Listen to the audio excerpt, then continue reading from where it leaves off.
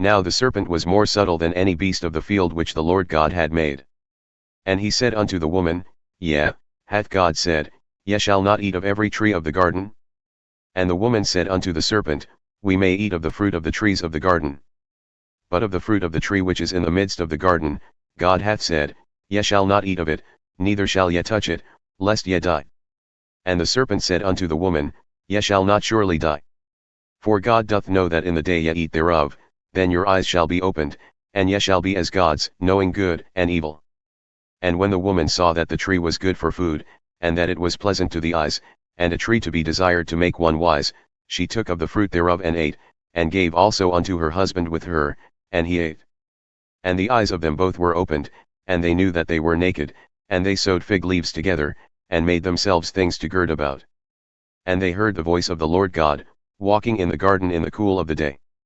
And Adam and his wife hid themselves from the presence of the Lord God amongst the trees of the garden. And the Lord God called unto Adam and said unto him, Where art thou? And he said, I heard thy voice in the garden, and I was afraid because I was naked, and I hid myself. And he said, Who told thee that thou wast naked? Hast thou eaten of the tree whereof I commanded thee that thou shouldest not eat? And the man said, The woman whom thou gavest to be with me, she gave me of the tree, and I ate. And the Lord God said unto the woman, What is this that thou hast done? And the woman said, The serpent beguiled me, and I ate. And the Lord God said unto the serpent, Because thou hast done this, thou art cursed above all cattle, and above every beast of the field. Upon thy belly shalt thou go, and dust shalt thou eat all the days of thy life.